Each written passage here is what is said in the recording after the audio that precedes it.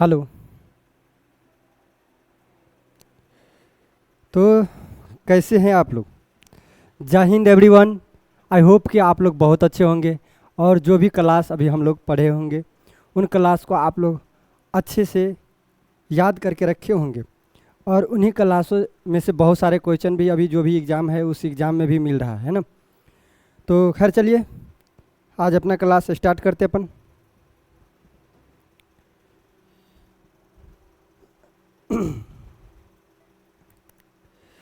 तो ये आज का जो क्लास है ये हम लोग का क्लास नंबर 8 होगा, ठीक है।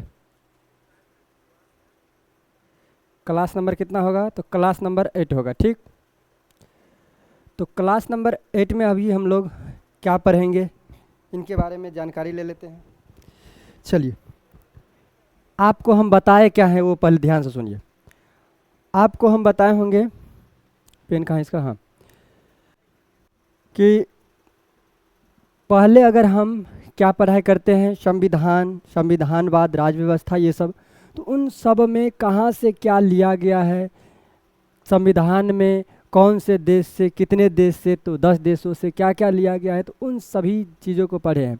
फिर संविधान में कितना भाग है उन सब को पढ़े हैं। आइए थोड़ा सा इसको देखते हैं, इसको थोड़ा सा पहले अपन यहाँ पर आइए और यहाँ पर अगर देखें तो पहले हम लोग पढ़े हैं, टोटल चीज़ पढ़ लिए हैं और यहाँ पर देख करके आए हैं। पढ़े क्या, यहाँ पर हम लोग क्या किए हैं, देख करके आए हैं, ठीक है। इसको थोड़ा सा लाइव में कर देते हैं ना। हाँ, हम लोग क्या किए हैं, देख करके आए हैं। क्या देख करके आए हैं? तो संविधान में,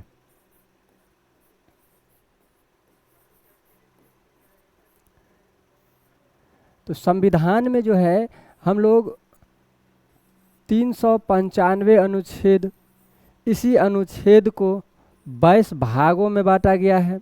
और फिर इसमें अनुसूची अगर देखें तो अनुसूची 12 है। तो हम लोग ये 12 अनुसूची को देखें, ये पूरा 22 भागों को देखें, फिर संविधान में कहाँ से क्या लिया गया है उसको भी हम लोग चेक किए हैं कि संविधान में कहाँ से क्या लिया गया है। देखिए तो संविधान में 10 देशों से कुछ ना कुछ लिया गया है, 10 देशों से कुछ ना कुछ लिया गया है और इन सभी को हम लोग क्या किए हैं, देखे हुए है ना।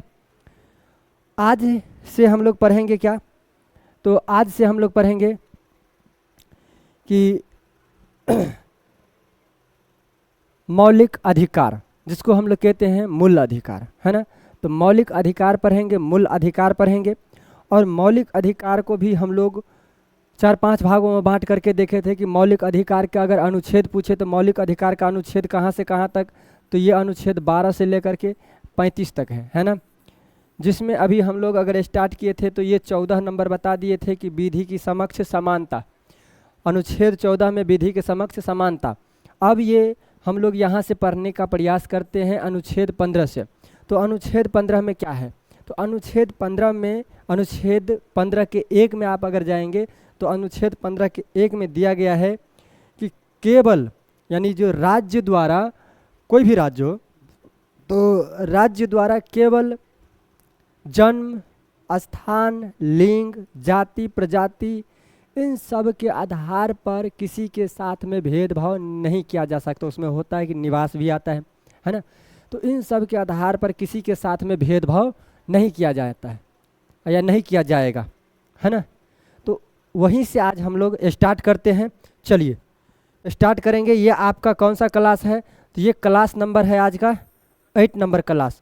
हमने जिम्मेवारी लिए हैं आपका, तो जिम्मेवारी ये सॉल्व भी करने का प्रयास करेंगे। टोटल चीज़ कहे हैं कि हम पढ़ाएंगे तो टोटल का टोटल चीज़ अपन पढ़ाएंगे, ठीक है। चलिए गुड इवनिंग। देखो अभी अगर हम यहाँ से बात करें तो ये अनुच्छेद नंबर 15 के 2 आता है। उससे पहले थोड़ा सा अगर जो हम पढ़ा दिए हैं 15 का ए, तो उसमें भी थोड़ा सा एक बार झांक लेते हैं क्या है। आइए, तो 15 के ए में यहाँ से ये सब पढ़ा दिए थे, है ना। यहाँ पर आ जाइए, इसमें थोड़ा सा एक बार देखने का प्रयास करेंगे। हम लोग अनुच्छेद नंबर 15 पढ़े थे। क्या पढ़े थे? अनुच्छेद नंबर 15। अब ये अनुच्छेद नंबर 15 में देखेंगे कि अनुच्छेद नंबर 15 में हम लोग क्या पढ़े थे। तो इसमें जो पढ़े हुए थे वो पढ़े थे कि राज्य के द्वारा किसी नागरिक के साथ केवल, इस वर्ड को थोड़ा सा ध्यान में रखेंगे, केवल राज्य के द्वारा किसी नागरिक के साथ धर्म, जाति, प्रजाति, लिंग, जन्म स्थान के आधार पर भेदभाव नहीं किया जाएगा। तो अब इसमें आपको ये ध्यान में रखना है, यहाँ पर जो लिखा है केवल, तो अनुच्छेद 15 के ए में, तो अनुच्छेद 15 के ए में ये लिखा गया है कि केवल राज्य के द्वारा, है ना, तो राज्य के द्वारा केवल जन्म स्थान, लिंग, प्रजाति, जाति, इन सब के आधार पर किसी के साथ में भेदभाव नहीं किया जा सकता। लेकिन ध्यान रखिए वहाँ पर सिर्फ वर्ड लगाया गया है, क्या, केवल वर्ड लगाया गया है। सिर्फ वो अगर धर्म रहेगा, जाति रहेगा, प्रजाति रहेगा, लिंग रहेगा, जन्म स्थान रहेगा, तब जा कर के इसमें भेदभाव नहीं किया जा सकता है। लेकिन अगर ये नहीं रहे तब भेदभाव हो सकता है ना। क्यों? क्योंकि वहाँ पर वर्ड लगाया गया है केवल। तो केवल वर्ड का मतलब ही होता है कि जितना चीज़ इसमें दिया गया उतना ही चीज़ पर भेदभाव नहीं किया जाएगा, ठीक है। लेकिन उसके अलावा अगर और कुछ रहे तो उस पर भेदभाव किया जाएगा। ये हम यहाँ तक पढ़ लिए थे और यहाँ से पढ़ तो लिए थे। अब हम लोग पढ़ेंगे अनुच्छेद 15 के 2। यहाँ से अपन स्टार्ट करते हैं, फिर 3, 4, 5 ऐसे करके पढ़ने का प्रयास करेंगे। और उसके बाद फिर हम लोग ये सब पढ़ लिए थे कि भारतीय संविधान की विदेशी स्रोत कहाँ से लिया गया है, कितने देशों से। तो ये 10 देशों से लिया गया है। और ये 10 देशों में क्या क्या लिया गया वो हम पिछले वाले क्लास में पढ़ के आए हैं। ये सब पूरा पढ़ा दिए थे मैप के थ्रू से। आइए, ये सब टोटल पढ़ा दिए थे कि कौन से देश से क्या लिया गया है। आज हम लोग यहाँ पर आएंगे। देखिए अनुच्छेद नंबर 15 के 2। तो 15 के 2 में यही दिया गया, जैसे 15 के 1 में ये दिया गया है कि किसी भी व्यक्ति, कोई भी राज्य हो, वो राज्य क्या करते हैं कि किसी के साथ में जन्म स्थान, जाति, लिंग, प्रजाति, इन सब के आधार पर किसी के साथ में भेदभाव नहीं किया जा सकता, नहीं करेंगे। लेकिन अब 15 के 2 में ये दिया गया है सेम वही चीज़, लेकिन उसमें भी दिया गया है कि अगर सार्वजनिक होटल हो या कोई भी शिक्षा का संस्थान हो तो उस पर भी सभी आदमी बैठ करके एक साथ में बैठ करके पढ़ेंगे। किसी के साथ में जाति भेदभाव या कोई दूसरे जाति से है तो ये नहीं कि ये दूसरे जाति से है तो आप इसमें बैठ करके नहीं पढ़ पाएंगे, है ना। इस तरह का अनुच्छेद में ये लिखा गया है, ठीक है।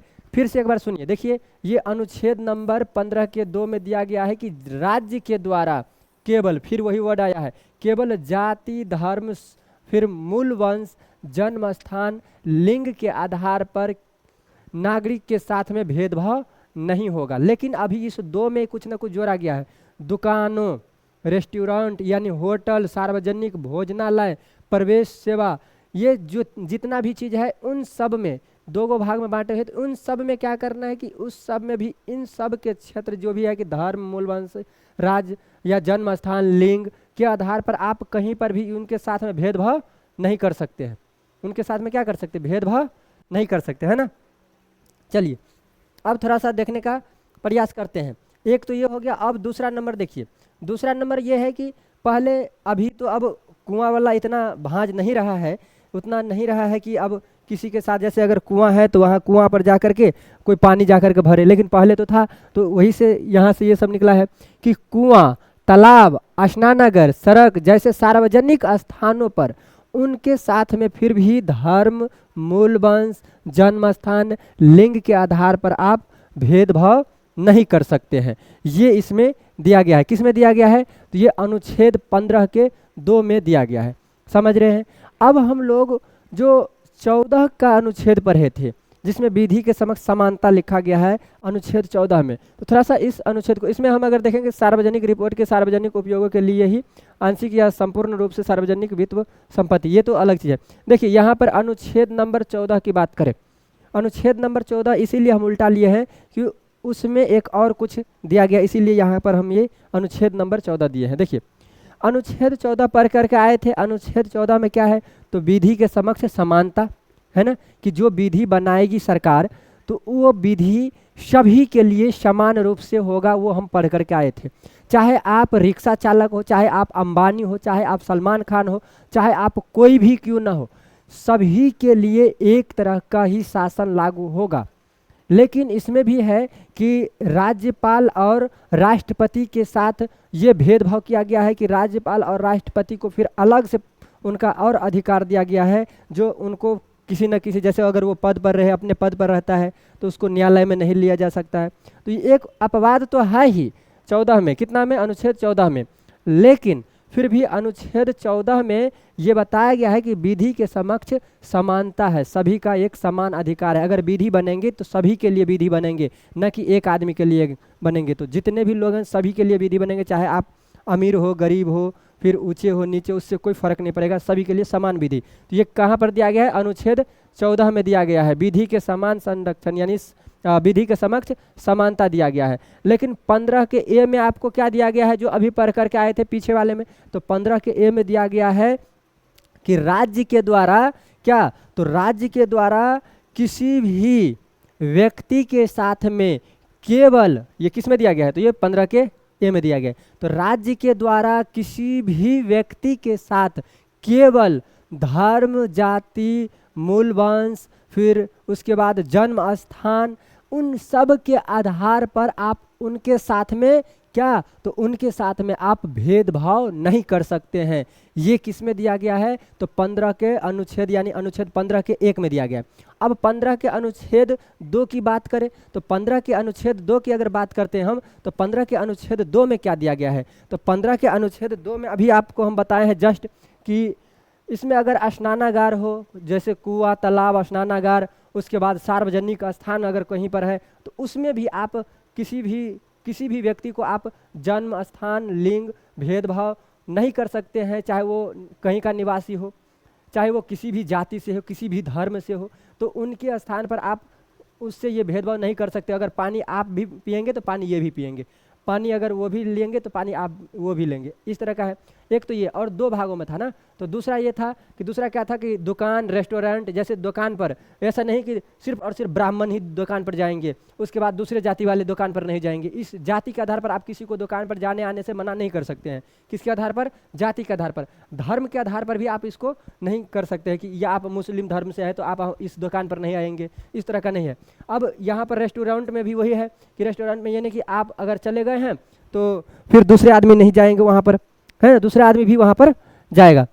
अगर मूल वंश के आधार पर देखें, फिर जन्म स्थान के आधार पर देखें कि अगर आप इस क्षेत्र से है तो तभी जा करके हमारे दुकान या इसी के दुकान पर आइए, अगर दूसरे क्षेत्र से आप है तो इस दुकान पर नहीं आइए।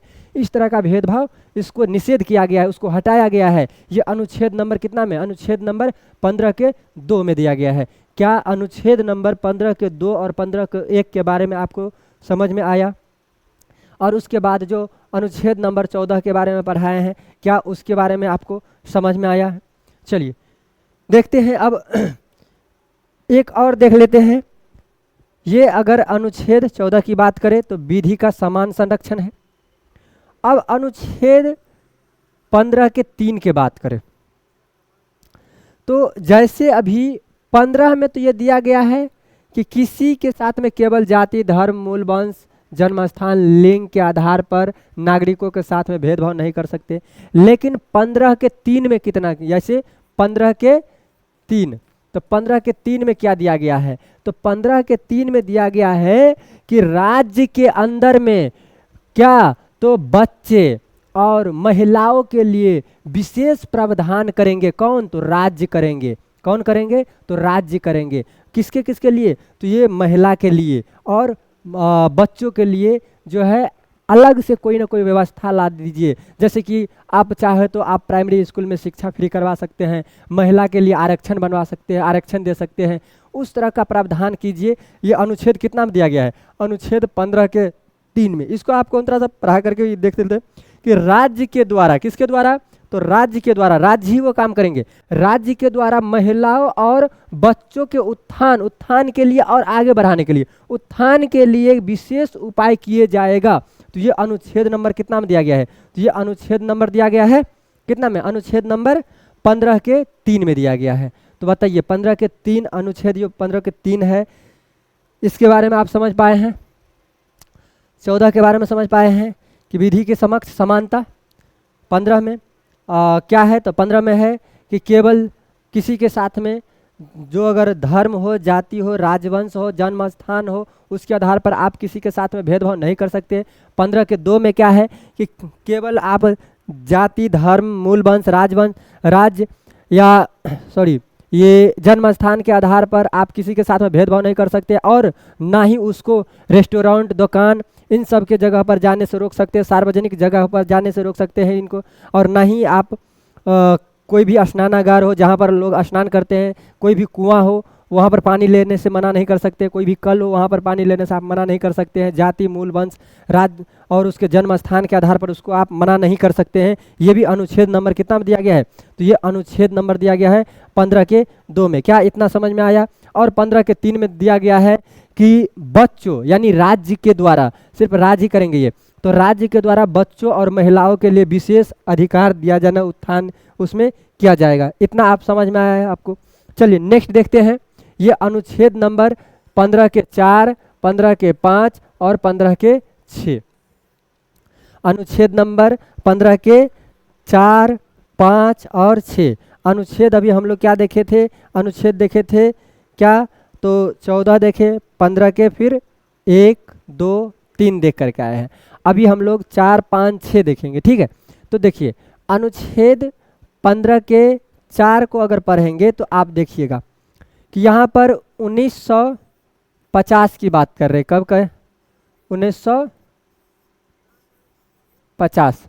तो ये 1950 में मद्रास सरकार थे। कौन सा सरकार है? मद्रास सरकार क्या किए कि जाति के आधार पर जो है ना मेडिकल कॉलेज में क्या कर दिया? आरक्षण दिए, है ना? मेडिकल कॉलेज में क्या किए? ये आरक्षण दिए। जो कहाँ से? तो ये नीति निर्देशक तत्व के अनुच्छेद नंबर कितना में है ये? तो अनुच्छेद नंबर है 46 में। कितना में है? अनुच्छेद नंबर 46 में नीति निर्देशक तत्व से यह है संबंधित है, और ये अनुच्छेद नंबर 46 में है। कितना में है? अनुच्छेद नंबर 46 में है। कितना में है? तो अनुच्छेद नंबर 46 में है, ठीक है? चलिए क्या है कि 1950 में मद्रास सरकार क्या किए हैं कि जाति के आधार पर मेडिकल कॉलेज में क्या किए हैं? आरक्षण दिए हैं। क्यों? क्योंकि अभी वो बोले कि बच्चे और महिलाओं के लिए कुछ अलग काम करना। तो अब क्या किए हैं कि मद्रास सरकार पहली बार जो है 1950 में क्या किए हैं? तो मेडिकल कॉलेज में आरक्षण दिए हैं, ठीक है? अब आगे आइए और आगे देखिएगा तो ये अनुच्छेद नंबर 15 के 1, और ये किसका है? तो ये मूल अधिकार है। ये क्या है? मूल अधिकार है। अनुच्छेद कितना? तो अनुच्छेद 15 के ये क्या है? ये मूल अधिकार है। अगर हम बात करें कि संसद के संविधान के महत्व, तो संशोधन अनुच्छेद नंबर 15 के 4। तो अब ये 15 के 4 में देखिए क्या है? जैसे ये 15 के 4, तो 15 के 4 में ध्यान से देखिए 15 के 4, राज्य के द्वारा सामाजिक और शैक्षणिक दृष्टि से पिछड़े वर्ग के उत्थान के लिए, अनुसूचित जनजातियों के उत्थान के लिए क्या करना है? तो ये संसद के संविधान का महत्व बताने के लिए और आगे बढ़ाने के लिए उनको आरक्षण का काम किया जाएगा, ठीक है? उनके आरक्षण का काम किया जाएगा। जैसे अनुच्छेद नंबर कितना? 15 के 4 में ये प्रावधान है कि जो भी राज्य के द्वारा सामाजिक और शैक्षिक दृष्टि से पिछड़े वर्ग है, तो सामाजिक और शैक्षिक दृष्टि से जो पिछड़े वर्ग के हैं लोग, उनके लिए आरक्षण का काम करेंगे। ये अनुच्छेद नंबर 15 के 4 में दिया गया है। कितना में? 15 के 4 में दिया गया है। देखिए सामाजिक और शैक्षिक पिछड़े वर्ग में जो है तो ये राष्ट्रपति, चाहे अगर आपके राष्ट्रपति हो तो राष्ट्रपति, चाहे मान लीजिए आपका काका हो, चाहे कलेक्टर हो, तो कुछ भी ये एक इस तरह का रहेगा। तो उन सब में क्या किया गया है कि जो ऊपर वाले पद है तो उनको एक आरक्षण नहीं दिया जाएगा। जैसे ऊपर वाले पद है उसको क्या किया जाएगा कि आरक्षण एक नहीं दिया जाएगा। जैसे कौन किनको किनको आरक्षण नहीं दिया जाएगा? तो पहले ये 2.5 लाख से संबंधित था। अब जो अभी जो है फिलहाल में जो जिनको आरक्षण दिया जाता है, तो आरक्षण किनको दिया जाता है? जैसे ओबीसी के कैटेगरी में किसको रखा जाता है? तो इन सब के लिए भी एक अलग से आरक्षण का ही क्लासेस चलेंगे, ठीक है? तो अभी ये अनुच्छेद नंबर 15 के 5 में देखिए, उसके बाद और अनुच्छेद नंबर 16। तो चलिए ये इसको हम अभी देखेंगे। इससे पहले थोड़ा सा अनुच्छेद नंबर, क्या अनुच्छेद नंबर किसको देखेंगे? अनुच्छेद नंबर पहले तो आप ये देख लिए हैं कि अनुच्छेद 15 के 5 में क्या है कि राज्य के द्वारा सामाजिक और शैक्षिक दृष्टि से पिछड़े वर्गों के उत्थान के लिए, अनुसूचित जाति और अनुसूचित जनजातियों के लिए उत्थान के लिए क्या है? आरक्षण का प्रावधान है। आरक्षण का क्या है, प्रावधान है। तो कितना में, अनुच्छेद नंबर 15 के 4 में, कितना में, अनुच्छेद नंबर 15 के 4 में। अब अनुच्छेद नंबर 15 के 5 देखिए, अनुच्छेद नंबर 15 के 5 देखिए, तो अनुच्छेद नंबर 15 के 5 देखिए, ये अनुच्छेद नंबर 15 के 5 में आप अगर देख रहे होंगे तो ये 93वां संविधान संशोधन हुआ था। कितना हुआ था, 93वां संविधान संशोधन हुआ था। और कितना में, तो 2005 में हुआ था। कितना में हुआ था, 2005 में हुआ था। 93वां संविधान संशोधन अगर पूछे तो कितना में, 93वां संविधान संशोधन कितना में, इसको लाइए तो ये बोला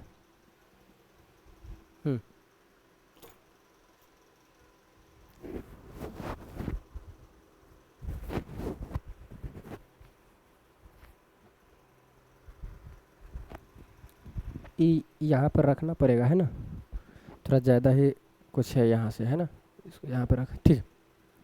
देखिए आइए देखते हैं कहाँ थे अभी हम लोग। हाँ, अनुच्छेद नंबर 15 के 5 में, अनुच्छेद नंबर 15 के 5 में अगर आप देखें तो इसमें एक संविधान संशोधन हुआ था 2005 में। कितना में संविधान संशोधन हुआ था, 2005 में संविधान संशोधन हुआ था। और ये कौन सा संविधान संशोधन हुआ था, ये 93वां संविधान संशोधन हुआ था। कौन सा संविधान संशोधन हुआ था, तो ये 93वां संविधान संशोधन हुआ था। कितना में, तो पूछा जाए 93वां संविधान संशोधन कितना में, तो ये 2005 में। कौन सा संविधान संशोधन, तो ये 93वां संविधान संशोधन, है ना। तो 93वां संविधान संशोधन कितना में, तो 93वां संविधान संशोधन हुआ है 2005 में। कितना में, 2005 में। देखिए ये एक है कि 1990 में बीपी सिंह सरकार के, और इसमें क्या है, संघ सरकार की सेवाओं में ये 27% की आरक्षण दिया गया था। कितना, 27% आरक्षण दिया गया था। अब ये जो आरक्षण है, जैसे जैसे सेवा हो गया, संघ सेवा हो गया, सिविल सेवा हो गया, केंद्रीय सेवा हो गया, तो अगर इस सेवा में अगर आप रहते हैं तो फिर आपको आरक्षण नहीं दी जाती है ना। तो ध्यान से आप देखेंगे 93वां संविधान संशोधन, तो 93वां संविधान संशोधन कब हुआ था, तो ये 93वां संविधान संशोधन 2005 में हुआ था। ये 93वां संविधान संशोधन कब हुआ था, 2005 में हुआ था। सभी प्रकार की शैक्षिक संस्था, स्वायत्त और गैर स्वायत्त स्थानीय संस्थाओं में पिछड़े वर्ग, अनुसूचित जाति और जनजातियों के लिए आरक्षण रहेगा, ये लिखा गया था। ये जो है ये लिखा गया था कि सभी प्रकार के, ये 93वां संविधान संशोधन में कितना में, 2005 में।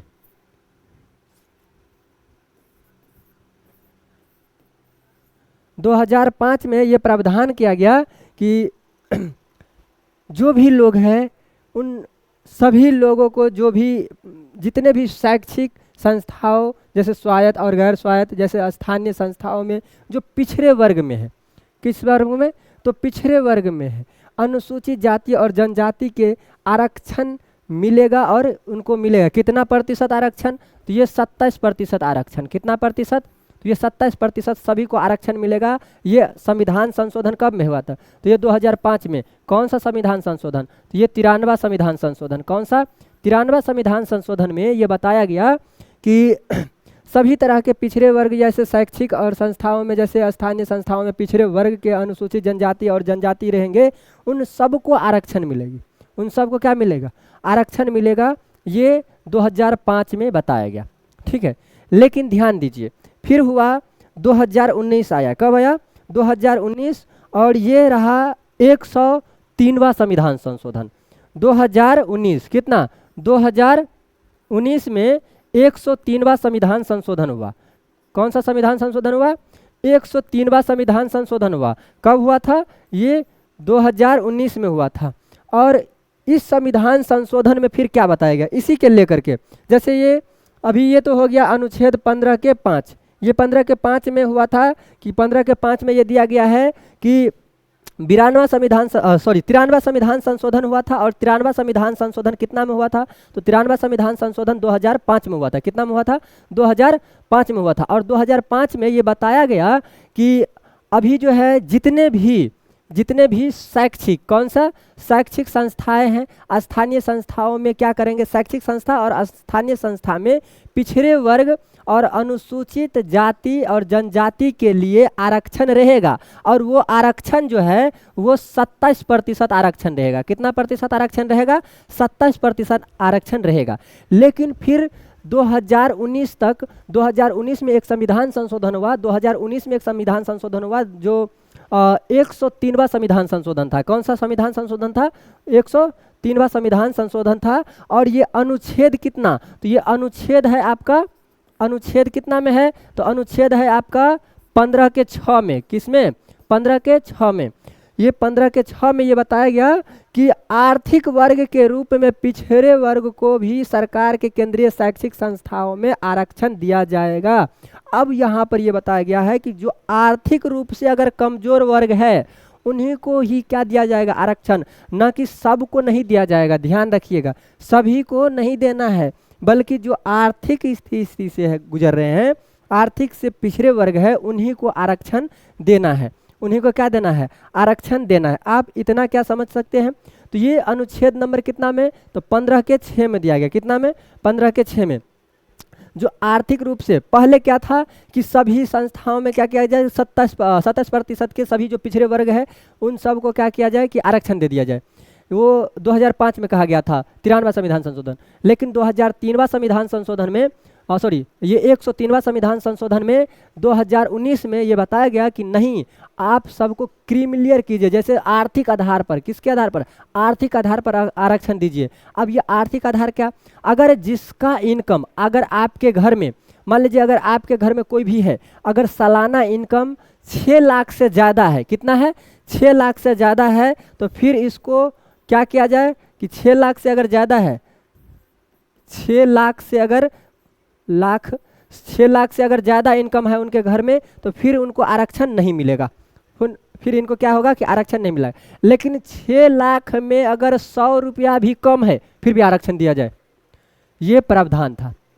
तो आरक्षण लेने वाले ऐसे भी कुछ कुछ करते हैं, आरक्षण लेते हैं। उसी तरह से अगर देखें तो एक IPS का भी कुछ IAS थे, है ना, रवि सिन्हा करके, तो उनके लिए भी एक उन्हीं में ये धराए हुए हैं अभी फिलहाल कि इस कैटेगरी में आ गए, आरक्षण के कैटेगरी में, है ना। तो इस तरह का कुछ है इसमें। तो यही बताया गया कि आरक्षण जो है, आरक्षण अब सबको नहीं दिया जाएगा। आरक्षण ये 2019 में आया। कितना में? 2019 में। ये संविधान संशोधन कितना था? तो ये 103वां संविधान संशोधन था 2019 में। और 3वां संविधान संशोधन में यही बताया गया कि अब सबको आरक्षण नहीं देना है, जो आर्थिक रूप से पिछड़े वर्ग हैं उनको आरक्षण दीजिए। और आर्थिक रूप से पिछड़े वर्ग क्रीमिलियर के रूप में आप दीजिए। तो क्रीमिलियर क्या होता है कि OBC इस क्षेत्र में भी आते हैं, आर्थिक क्षेत्र से, जैसे ये शैक्षिक संस्थाओं में ये पिछड़े वर्ग आते हैं, अनुसूचित जनजाति या अनुसूचित जाति के अंदर आते हैं, लेकिन फिर भी उनको आरक्षण नहीं देना है। क्यों? क्योंकि अगर हो सकता है कि वो कलेक्टर हो, अगर हो सकता है किसी सरकारी जॉब में हो, अगर हो सकता है कि अच्छा खासा इनका इनकम है, जो कि वो एक सालाना में यानी एक साल के अंदर में 6 लाख से ज़्यादा रुपया अगर अर्न कर रहा है, अगर वो किसी नौकरी या किसी जॉब में ना हो, उससे कोई माने मतलब नहीं है। अगर वो आपके घर में अगर देखे तो आपके घर के सभी सदस्यों को जोड़ करके और पूरा रुपया एक साल के अंदर में 6 लाख से ज़्यादा हो रहा है कि नहीं, अगर 6 लाख से ज़्यादा हो रहा है, फिर भी आप अनुसूचित जाति में आने के बाद यानी OBC में आने के बाद भी आपको ये OBC का आरक्षण नहीं मिल सकता है ना। अगर 6 लाख से ज़्यादा है तब, लेकिन 6 लाख से कम है, ये पहले कुछ कम ही था, पहले था 2.5 लाख था, उसके बाद फिर 4.5 लाख के आसपास आया, अभी 6 लाख है। कितना? अभी अगर 6 लाख से ज़्यादा आपके पास में तो आरक्षण आपको ना दिया जाएगा, आपको इस कैटेगरी में नहीं रखा गया। लेकिन अगर आप 6 लाख से ज़्यादा नहीं कमाते हैं, 6 लाख से ज़्यादा इनकम नहीं है, तो आप किस में आते हैं? तो आप आ जाते हैं आरक्षण के कैटेगरी में। और फिर भी आपको जो आरक्षण दी जाएगी वो आरक्षण कितना? वो 10% से ज़्यादा नहीं होना चाहिए। कितना प्रतिशत से? तो 10% से ज़्यादा नहीं होना चाहिए। कितना प्रतिशत से ज़्यादा नहीं होना चाहिए? ये जो आरक्षण है वो 10% से ज़्यादा नहीं होना चाहिए। ठीक है, चलिए अब हम लोग ये अनुच्छेद नंबर 16, अनुच्छेद नंबर कितना? तो ये अनुच्छेद नंबर 16 को कल पढ़ेंगे। अभी हम लोग यहीं पर स्टॉप करते हैं, फिर मिलते हैं कल उसी टाइम में। आपका टाइम है कितना? 9 बजे कितना बजे? तो 9 बजे ये PM में, ठीक है। रोज़ का रोज़ क्लास रहेगा, आप लोग जुड़िए। ये यूट्यूब चैनल कौन सा रहेगा? जिस चैनल पर अभी फ़िलहाल आप लोग आएंगे, जिस चैनल का नाम है UPSC शिव शंकर, आप इस चैनल पर फिलहाल अभी जुड़िए, फिर आपको बताया जाएगा कि आपको किस चैनल पर आना है। अभी के लिए इतना ही, फिर मिलते हैं कल। जय हिंद, जय भारत।